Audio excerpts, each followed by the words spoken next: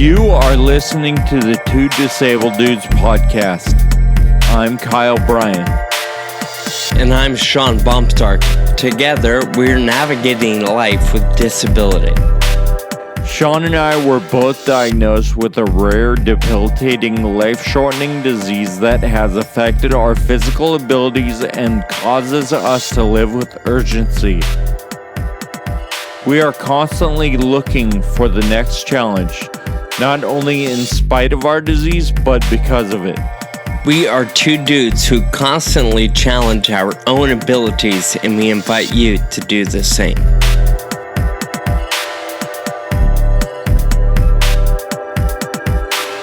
Hey, what's up, guys? Welcome back to the Two Disabled Dudes podcast. We're happy to be talking at you today. Thanks for tuning in. Kyle, what's going on, man? How are you today? Good. I'm feeling really good. Why? Why are you feeling so good? I went for a ride this morning, and that always makes me feel good. It's absolutely beautiful here in Pennsylvania, and it was beautiful yesterday. So I rode 30 miles yesterday and 30 today, and I got a 60-mile weekend, which I'm really happy with. Awesome. What, when you set out to ride, like on your weekend or a day off, what's a good distance for you? Like, you feel great if you can do at least X amount of miles. I feel like 25, 30 is good for me. Like, during the week, I'll get a quick ride in on the trail. If I can get like 10 or 15 during the weekday, I'll be good. And then like 25, 30 on the weekend. Nice. All right, cool. Well, I don't remember the last time I was on my bike, so we'll just not talk about that part.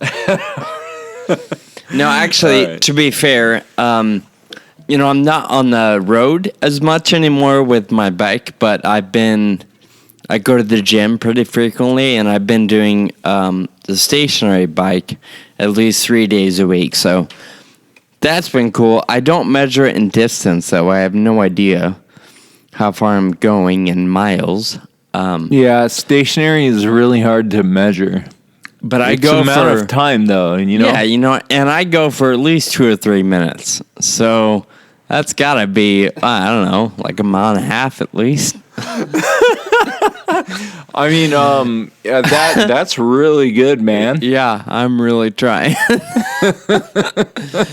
No, that's not true. Typically, it's still like 25, 30 minutes. Not too long, but yeah. It's still, I can't ride in a stationary for any longer than a half an hour without going nuts. Yeah, it's kind of tough. What I have been doing is, I guess what's called high intensity interval training. So even though it's only 20, 25, 30 minutes, basically every 30 seconds after a good 4 or 5 minute warm up, I go as fast as I can. I give it all I got. I go to town for a strong 30 seconds of fast and increase the resistance briefly and then bring it back down. And you do that every 30 seconds or so. And before you know it, 25 minutes feels like 3 days. So I feel pretty good. Nice.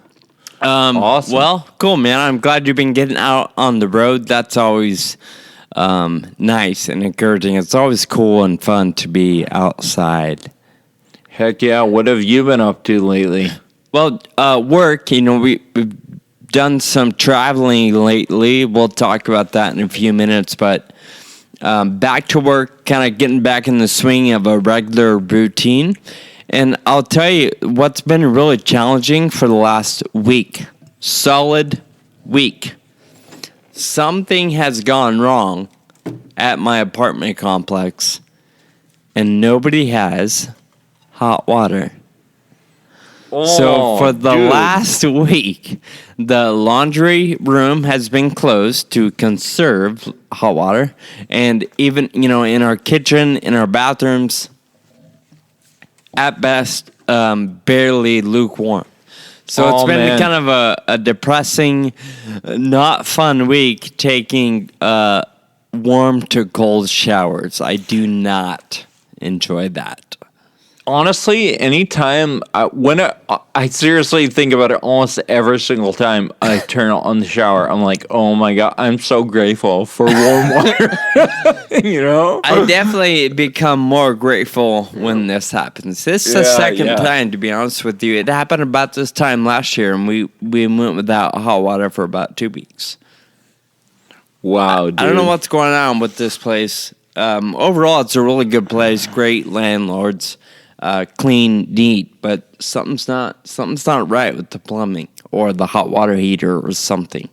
So can you like get a prorated rent or something when there's no hot water? I feel like that's like the baseline for an apartment in the U.S. or like a developed country is like warm water, right? Yeah. Well, you probably know that I don't just roll over when things like this happen. So I've been doing some reading and checking things out. And basically, hot water is one of those baseline requirements for what they call an habitable living space, which is what you get in the United States.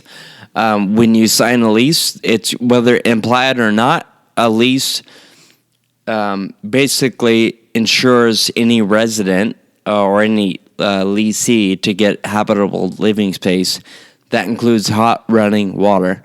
So I did some reading to find out, do I get a discount?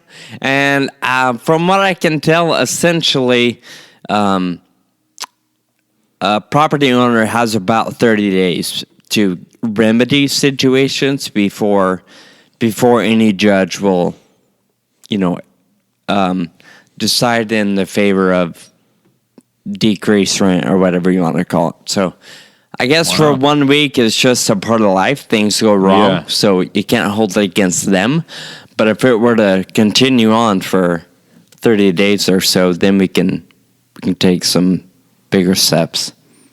Who needs a lawyer, man? When something goes wrong in my apartment, I'm just gonna call you and stick you on them. No, I don't recommend doing that. But I will mention, the last place I lived was not a complex. It was, an old Victorian home. It was a fourplex, so 4 different apartments. Those landlords were landlords from not a fun place. And so myself and a couple other residents, we really had to dig deep, and we had to fight back a lot because it was just not a good arrangement. So that was my introduction to standing up for yourself in the world of renting. All right. So really all I have is a book. And I'm pretty sure it's called Renting in the State of California for Dummies or something like that. Nice. Cool. Well, hey, let's jump in. What is the podcast about today? What are we going to be talking about, Sean? That's a great question. Thanks for keeping us on track. So this is episode 13, and Kyle, one of the things, or actually, I guess, listeners, Kyle and I talked about all the different things that we've been doing lately and all the different areas that we're involved. And what we wanted to talk about today, essentially, is the power of community and what it takes from each individual to get involved and how much of a difference those opportunities make, or the opportunity to initiate service or initiate involvement, what it creates, the momentum that fuels our effort to move any needle forward. Matt talked about it on the last episode. He's done little things like go to a hospital room and visit one person just to encourage them when they have an accident and are up against complete life change. We've talked about it here, and whether it be different bike rides or different fundraising events, whether a bake sale or a clothing drive or a canned food drive or whatever it may be. And really, when we look at all these things, It's all of it that powers the momentum in our space. So today we're just going to talk about that idea. That's our common theme. And then, we'll mention some of the detailed opportunities that Kyle and I have been involved in over the last several weeks recently. I really think that any community, right? It all starts with the relationship between two people, with the interaction between one person and one other person. Totally. We think, let's, shout from the rooftops. Like, remember we had that conversation with Nicole Boyce, and she was saying how she wanted to shout from the rooftops that rare disease is here and it's important. But really, the impact truly starts coming when you connect with one other person, and then one other person after that, and then boom, boom, boom. It's building community. So, that's something I think about too when I think about what Matt said. Going in and just connecting with one person and how powerful that can be. Yeah, totally. You're hitting it right on. It takes. We all know it, and we've heard it, we've seen it. You get one wild person who connects with another wild person, and before you know it, there's a whole army fighting against a cause, good or bad, and rallying the troops, if you will. So, yep. So I wanted to give a few examples. Obviously, we're going to talk about all the stuff that we've been up to lately. One of those things for me is Ride Ataxia Dallas. We just had a big ride in Dallas, but I wanted to rewind for a little bit and go all the way back to the beginning of Ride Ataxia and just kind of explain what it is. And so I was diagnosed with Friedreich's ataxia when I was 17, and I was scared. My family and I had no idea what we were going to do. We were scared for the future, what it was going to mean for me in my life. So I lived with the facts for a few years. I was going to be in a wheelchair soon. I would slowly lose all ability to take care of myself, and I would likely die a premature death due to heart disease caused by FA. And those are the facts and the realities that anyone with FA lives with. And I feel like it's something that anyone facing a challenge, like either whether it's a spinal cord injury or another neuromuscular disease, or something different, any big challenge, that's kind of what you face, right? And so we were up against the wall and trying to figure out what to do, and I decided that we should do a bike ride. And so I decided that first of all, I found a trike. This guy that I found online, he was standing. I saw him in a picture. He was standing next to his trike. He had MS, and he was about to circumnavigate the country on his trike.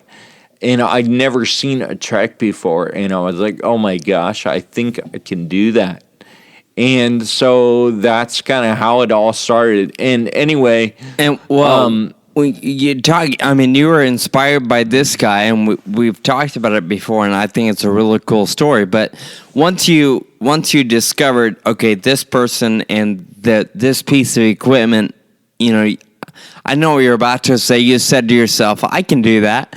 And then with the theme of community, who was the one person you connected with and said, hey, let's do a ride? You mentioned we did a ride.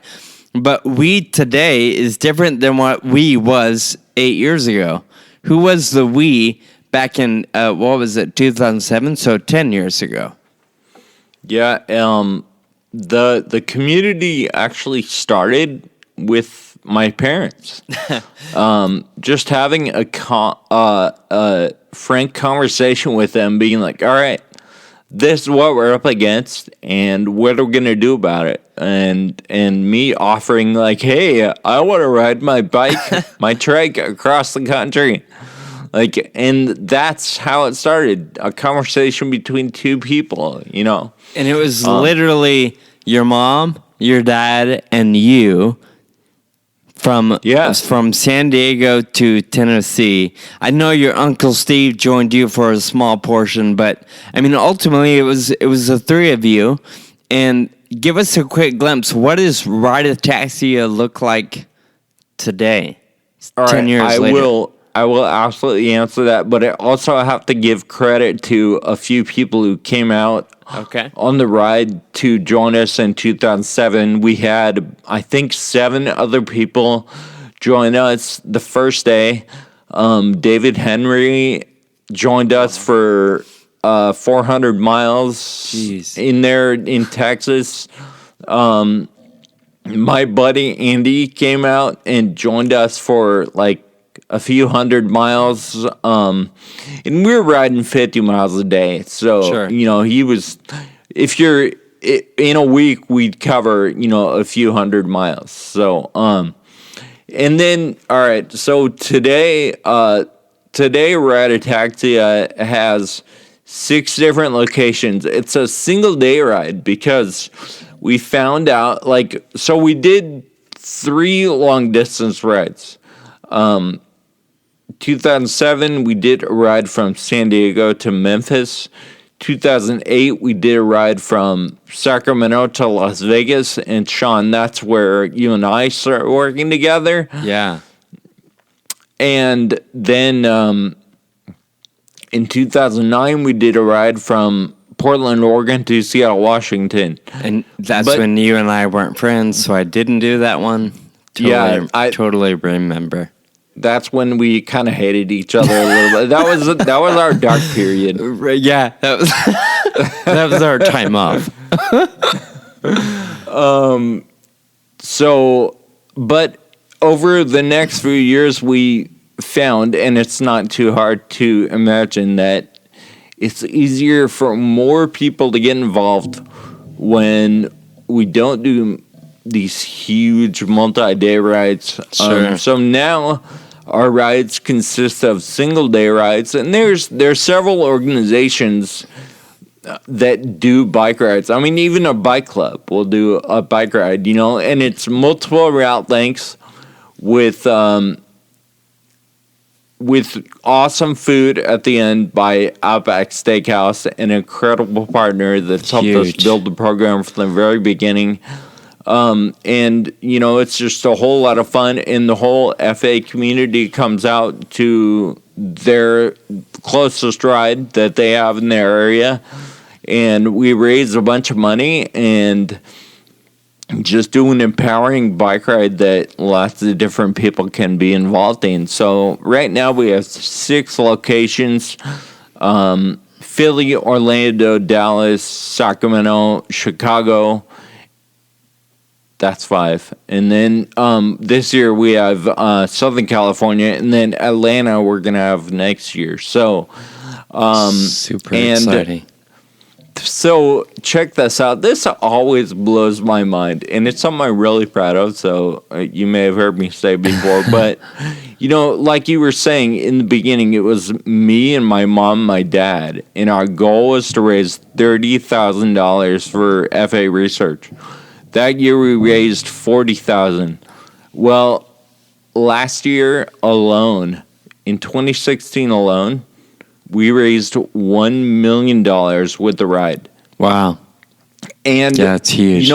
The thing that made that possible, it's not me, it's not my family, it's the community. We raised, our portion, but it wasn't $1 million, Sure. Everyone raises a few thousand, and it all adds up to $1 million.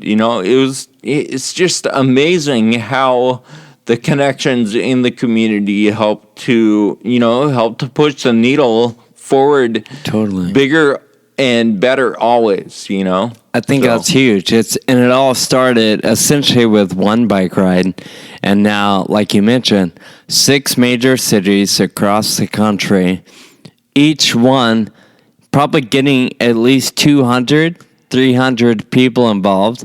even if we're just raising 50 grand, I mean, that's 50 grand we didn't have the day before. So what a powerful impact and what a great way to foster a community. Because like I said, yeah, the $1 million is awesome and it's really affecting the ability to fund research. But we're also, what's so much bigger than that money, I think, is what Global Genes talked about a few episodes ago. It's the power of community. It's fostering relationships. It's getting to meet new families or other people up against the same condition or different condition. And from there, you make friends for a lifetime. Yeah, I agree. So I have an example. We just came off of our Dallas ride. It was a few weeks ago, I forget. And it was an amazing success, and it was because everyone came together, right? So we had 600 riders, and we raised $136,000. Wow. And one of the couple of stories that I really love are families that joined the ride for the first time this year. And one of those guys was our friend Matt LaFleur. And Matt also he does the writing for these episodes on our website, and he's an amazing writer. Anyway, at the very beginning, when Matt was about to start fundraising, he was like, dude, can you get me a jersey? I was like, dude, you got to raise $750. I can't get you one. He's like, come on, please. And I'm like, I really think you can do it. He's like, all right, I'll see what I can do. And Matt ended up raising $24,000 by himself. Yeah, so how many jerseys did he? No, I'm kidding. That's huge. Yeah, so that's just one of the amazing stories. I think one of the things that I think of when I think of a story like that, and that is not an entirely, it's a unique story, okay, but it's not entirely, it's not the only one, and this happens a lot, and I feel like, people are waiting for us to ask. People in your network, your community, they want to help, and it's our responsibility to provide that opportunity, and I think participation in ride ataxia provides that opportunity for people to understand that you're approaching this from a place of pride rather than shame. You're like, hey, I'm doing this awesome ride, and I'm gonna ride, and will you support me? And then people can feel good about it and have that conversation about what is the FA. Rather than, being like, oh, I've got this disease, it really sucks. The conversation is way different. It's, hey, I'm going to do this bike ride to empower myself and lots of other people. That's a way different conversation, For sure. Yeah, that's great. Well, hey, while we're talking about ride ataxia, you mentioned it's 6 cities over the country. We're gonna add another one next year with Atlanta. What else are we doing? Where can this ride? I know there's some exciting stuff coming up. We're gonna cross some borders. Where's this ride going next? Yeah, thank you for asking. That's a perfect setup because the next huge ride, we're going to have our NorCal ride, which is going to be awesome, Chicago and Philly and Orlando, but this year, Ride Ataxia is going international for the first time, and we're going to do a ride in France that I'm really, really excited about. 350 miles from Strasbourg, France to Lyon, France. in 7 days, and then on the 8th day we're going to do a single day ride, like a community ride like we do here in the US. So when you talk about that, the first couple days from Strasbourg to, I forget what you said now, Lyon, the 350 miles, how long do you anticipate that to take you? that's going to be 7 days, so it'll be an average of, I think, like 60 or 65 a day. I mean, our longest day, I think, is 80 miles, and our shortest day is like 40, I believe. So, I mean, it'll be a range, but... So, kind of getting back in those early days of long distance over several days, that's kind of cool and exciting. Yeah, and I'm really excited. I love this ride because it's a combination of both, you know, the long distance, super challenging ride. There's going to be 50 riders, 20 from the US and 30 from Europe. And then, you know, I'm excited about the community ride too, you know, because I feel like in the past it's been one or the other, you know, either long distance or community, and in this case we get to do both, so I'm really excited. I want to mention also that I went to France a couple weeks ago, and I spent a week there looking at Lyon and meeting lots of amazing people that are going to make this ride go. The community there is incredible. And then I got to attend an annual meeting for the French FA organization. It's called AFAF, AFAF. And there were 200 people at this meeting. Wow. And previously, I have to be honest, I didn't even know anything about the French FA community. And it's just amazing. I mean, you know, you get diagnosed and you're sitting at home with your family, you're staring across the kitchen table at each other, just going, what the heck are we going to do about this? And then fast forward to now, like, we're doing a ride in France to cure this disease and to connect with the community, and just to know there's other people out there. I mean, not only next door here in the U.S., but I mean all over. You know, totally. It's just an amazing feeling. That's super cool, and not only that, you guaranteed you're gonna increase awareness. People are gonna see 20, 30, 40 people cruising through town on their bike, and they'll be like, "What are you guys doing? Where are you going? And why are you doing it? What a great opportunity to talk about what we do and why we do it." Yep. Yeah, it's going to be incredible. So that's a brief overview of ride ataxia.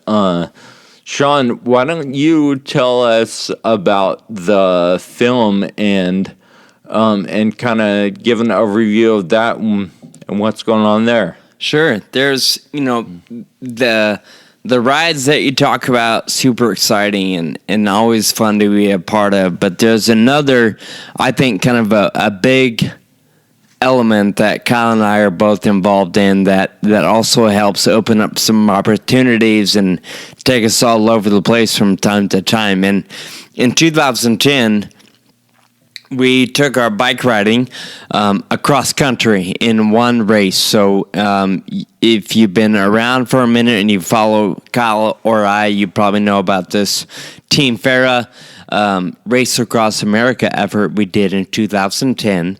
And that's where Kyle and I and two other buddies, John and Mike, got together. And the four of us pedaled our bikes from Oceanside, California to Annapolis, Maryland, with the help and support of 13 support crew members, and that's kind of a big deal, and it's kind of what like I said, what helps open up different opportunities, because in the midst of doing that race, we had a film crew follow along with us, or actually we didn't have them. They heard about the story and fell in love with Kyle and what he was doing, and said, hey, we want to make a movie, and we said, hey, Sean, that'd be cool. I mean, don't be modest here. Let's get this right. Well, I mean, they fell in love with the story and said, "Let's film these guys and make a movie." And they called us and said, "Hey, we want to make a movie." And of course, Kyle and I were like, "Heck yeah, that's cool."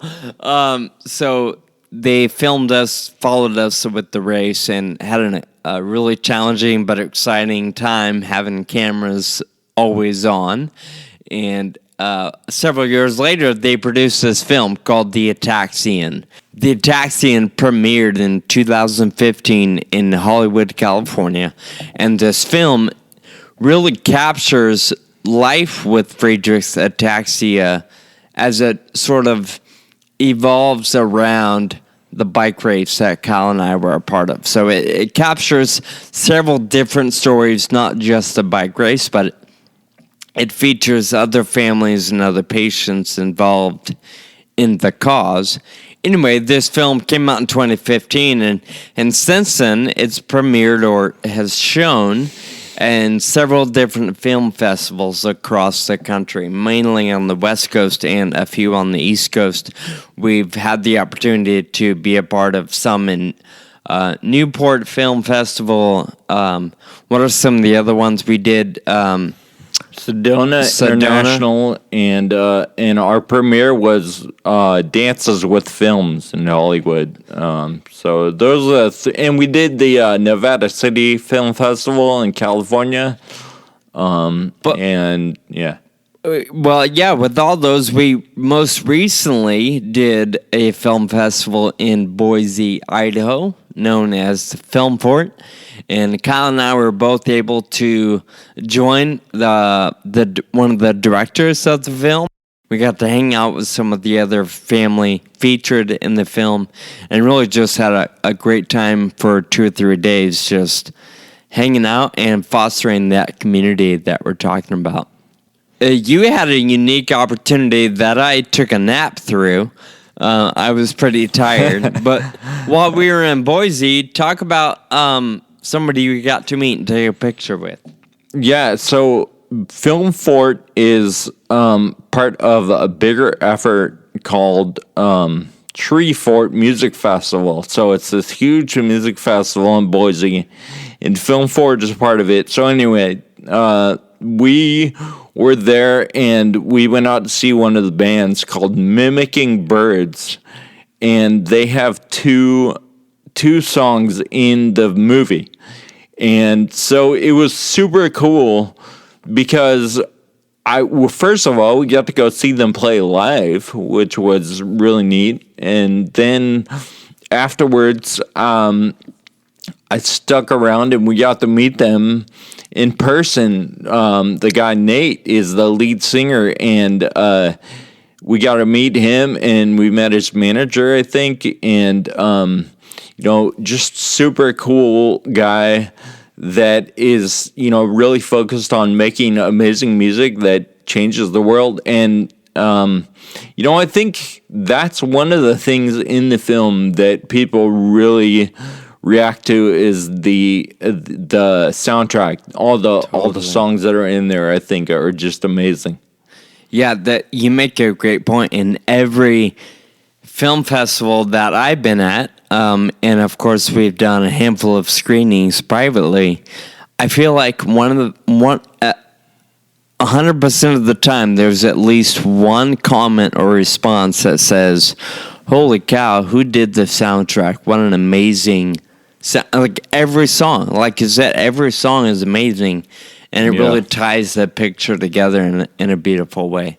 Yeah, Zach and Kevin, who are the directors of the film, they always say that music is the heartbeat of any of their projects, and it's true here. I mean, you can tell that everything was built around the music. It's really good. And you mentioned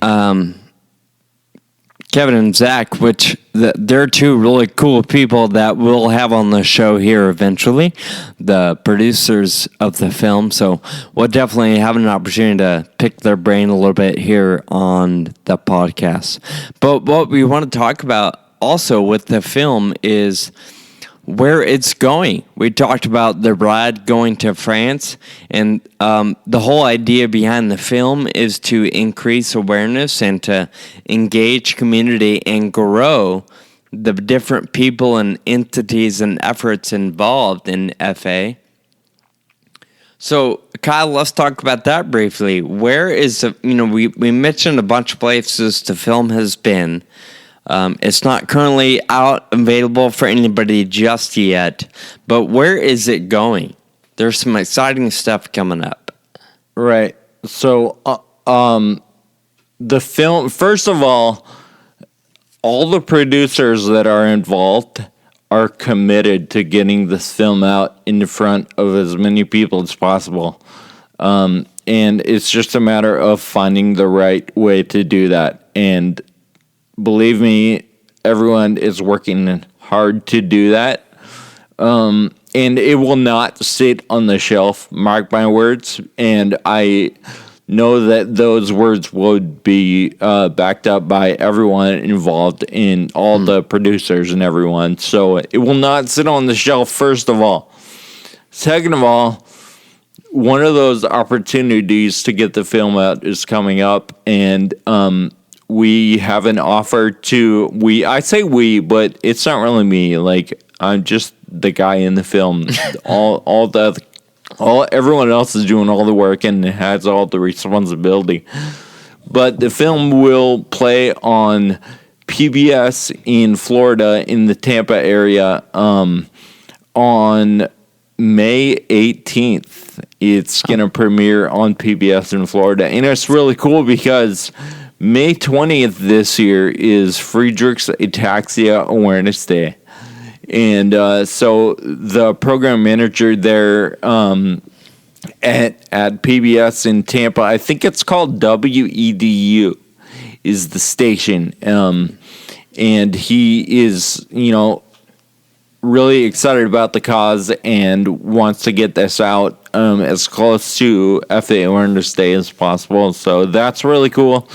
So it's going to be on PBS in that one station. However, the goal is to get it out more widely. And so the producers are working with PBS to see if they can make that happen. That's super exciting. I mean, you never know what doors could open just from one showing or, one network playing at one time or whatever it may be. So, yeah, like I said, it's going to be limited this time around for just that area of Florida. But who knows where it could be 6 months from now. Maybe, I'm dreaming a little bit, but maybe PBS Global plays it. I don't know. Right. And a message to anyone out there listening: if you have not seen the film and you want to see the film, you will see it. I promise. It'll get to you as soon as possible. That's a good thing to say because you and I both know that's usually the main question. Yeah. How can I take this home? Yeah. How can I show my friends? To my friends? Yeah, exactly. Well, hey, while we're talking about the other thing, cool coming up. Even in fact, just this week, I'll be taking off to Australia. So you talk about going international with the ride. Although I won't be riding, I have an opportunity to engage the larger community and go abroad a little bit with the Australia FARA organization. We're going to be doing a little bit of the same stuff we have the opportunity to do in a lot of different places. Talk about the efforts in the research community, how research affects patients. So I'll have an opportunity to be a part of a patient symposium in Australia. And then also we're going to show the film. So the community in the Melbourne area of Australia is going to have a chance to see the film next week. And like I said, I take off this coming weekend. Super excited to go out there and meet some people, obviously, that I've never met before, and see what's going on in that community on a totally different continent. So super excited about that. Sean, I have to admit that I'm kind of jealous because I've got a lot going on, and that's why I can't go with you to Australia. So have fun without me. Have like a shrimp on the Barbie or something. Definitely not gonna have any shrimp. Okay. I'm not a seafood guy, but yeah, it's gonna be fun. I think it's. I mean, it's very rare that I get to go be a part of a screening and you're not there. So this will be a little bit interesting, but it'll be fun. Like, I also want to mention that there is a lot of really amazing research going on in Australia, and Farah really values our relationship with Farah Australasia. They've got some amazingly brilliant and dedicated people doing research over there, and the organization, the patient advocacy organization, is top notch as well. And so, that's one of the reasons why we really want to get the film over there and get people out to the theaters and get Sean involved and stuff, just to continue to build the relationship with Australia and all the good stuff they're doing over there. really, as we wrap up here, Kyle, we just spent the last 30 minutes or so talking about a lot of cool things that we get to be a part of. But what's the ultimate message of this particular podcast? Why are we talking about these opportunities? Really, the bottom line is, sometimes people ask me, like, what's the single most important thing somebody can do if they're just diagnosed? And I think this relates to, spinal cord injury too. If someone's newly injured, or like if they have a different neuromuscular disease or any type of challenge, is my number one recommendation is to get involved in the community, meet other people who know exactly what you're going through without even saying a word, and it will change your life, I promise. And I think that's the overall theme of this episode and the message that we want people to take away. And that's kind of where all this stuff is focused on, right? All this stuff that we just talked about is all about getting people together for the cause. And one person saying, yes, I'm going to join, and then 2 people join, and then 4 people, and the next thing you know, you have an entire village or an entire community helping move the needle forward. And Kyle, like you said, that's really the ultimate message that we're talking about today. You just got to get up and do something. Get involved. It takes everybody to get involved, even if it's just a tiny little bit on an individual's part. So I wanna share a quote about community and when I say community, this quote is about serving other people, and I really think that is a huge part of community. This quote, it says, "One of the greatest ironies of life is this: he or she who serves almost always benefits more than he or she who is served." And I think that is true with serving. Oh, and that's by Gordon B. Hinckley. But I think that's true for the community. When you serve the community, you are paid back more than the people who were being served. I think, that's huge. You think about it when you give a gift, when you're given a gift out of a pure place, a great heart, the giver feels just as great about giving the gift as a person that receives it. I might think it's cool because, oh my gosh, it's a new Nintendo or whatever it is, but how great do your parents feel when they give that to you? So that's what your quote reminds me of. And I found one online that I have actually never seen or heard before. And I love it. It says, "Sometimes our light goes out, but is blown again into instant flame by an encounter with another human being." That's by Albert Schweitzer. I think I'm saying his name right. I love that because you're right, and he's right. Sometimes we get totally discouraged and we get bummed out and the world falls apart around us. And then it's just one encounter that gives us a little glimpse of hope, or maybe a big glimpse of hope, and we're able to begin picking up the pieces and moving forward. And Kyle, I think it's kind of a little bit of what's driven you. You mentioned at the beginning, you were diagnosed for several years. You were up against the wall, and then all of a sudden you said, you know what? I can ride a bike. I can find a track, and we can do this. And now look at us, or look at you. 10 years later, it's become your career, essentially. So, anyway, that's one of my... You know, what I'd like to say to that is it's not me. It's the community. And when we harness the power, and we're all harnessing it together, the power of the community, just me riding my trike, like that doesn't even do anything, right? But when we all push together and all band together towards the same goal, that's what gets it done. Anyway, we want to hear from you too. What favorite quotes do you have? Is there a quote that supports servitude or community involvement, or really just something you lean on to help you get through every day? We'd love to hear from you. If you have a favorite quote, maybe find us on Facebook, Two Disabled Dudes. You can share a quote there, or whatever platform you're using to listen to this podcast. You can leave a review or a comment on iTunes, Stitcher, even directly on our website. So whichever one is your favorite, we would love to hear your quotes that help you.